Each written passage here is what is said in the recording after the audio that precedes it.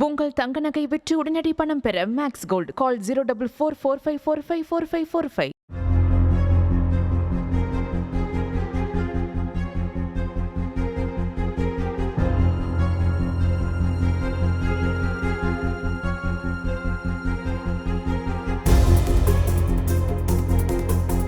வழக்கு சார்ந்து அவர்கள் விசாரணை செய்வதற்காக வந்திருந்தாங்க.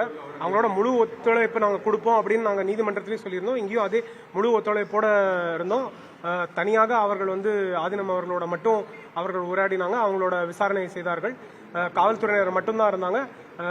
இது வழக்கறிஞர்களோ இல்லை ஆதீனம் சார்ந்தவர்களோ யாருமே இங்கே ஆதீனத்தோட இருக்க அவங்க அனுமதிக்கலை. ஸோ காவல்துறையினர் மட்டும் தனியாக அவர்கள் கேள்வி கேட்டுவிட்டு ஏறக்குறைய ஒரு 45 நிமிஷம், 1/2 மணி நேரம் டு 45 நிமிஷம் அவங்க மட்டும் இருந்தாங்க. அவங்க மட்டும் கேள்வி கேட்டுட்டு அதுக்கப்புறம் விசாரணை முடித்து விட்டு அவர்கள் சென்று விட்டார்கள். என்னன்னா அவங்க லாஸ்ட் மினிட்டா யாருமே இருக்கக்கூடாது, தனியாக தான் இருக்கணும் அப்படின்னு இருந்தாங்க. ஆனால் அவங்களுக்கே தெரியும் பப்ளிக் இன்ஃபர்மேஷன் ஒரு 3 நாள் முன்னாடி தான் சர்ஜரி ஆயிருக்கு அப்படின்னு. ஸோ நாங்கள் அசிஸ்டன்ஸ்க்கு ரிக்வெஸ்ட் பண்ணோம். அவங்க இல்லை எங்களுக்கும் மனிதாபிமானம் இருக்கு, நாங்கள் அதனால நாங்களே பார்த்துப்போம், வேற யாரையும் பர்மிட் பண்ண முடியாது அப்படின்னு சொல்லியிருந்தாங்க. அது விசாரணை சார்ந்த கேள்விகள்லாம் நீங்க காவல்துறையினர் கேட்கணும். நாங்க எங்களோட பொறுப்பு நாங்க முழுமையாக ஒத்துழைப்பு கொடுக்க வேண்டியது.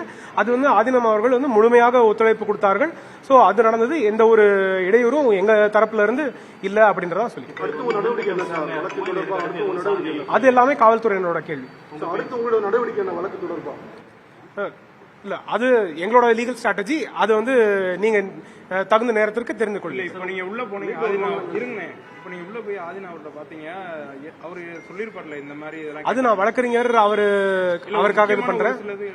இல்ல அது விசாரணையும் வழக்கு சார்ந்ததும், அதனால அந்த நிலைமையோட அது அவர் ஆதீனம் அவர்கள் அவங்க காவல்துறை கேட்ட கேள்விக்கு நான் பதில் சொல்லிட்டேன் அப்படின்னு மட்டும் தான் சொல்லியிருக்காங்க.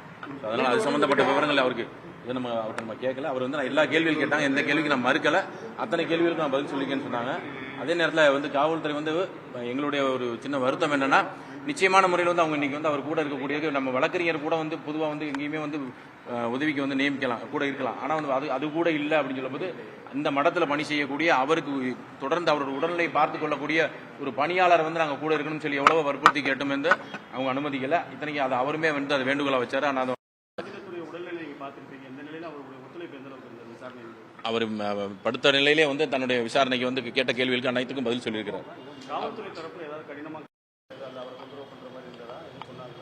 அது இப்ப நீங்க இந்த மாதிரி இந்த நேரத்தில் விசாரணை பண்ணதே தொந்தரவு தானே. அதுக்கப்புறம் கேள்விகள் கேட்கறதுனால என்ன தொந்தரவு? இந்த விசாரணை தொந்தரவு தானே. அது இனிமே தான் தெரியும், காவல்துறை தான் நீங்க கேட்கணும். அது நம்ம அப்படி கிடையாது. நீதிமன்றத்தினுடைய உத்தரவு அதை நம்ம எதுவாக இருந்தாலும் நிச்சயமா கடைபிடிக்கணுங்கிறத நாங்கள் நிச்சயமா அதை கடைபிடிப்போம். அவ்வளவுதான். உங்கள் தங்க நகை விற்று உடனடி பணம் பெற மேக்ஸ் கோல்ட் கால் 04445454545.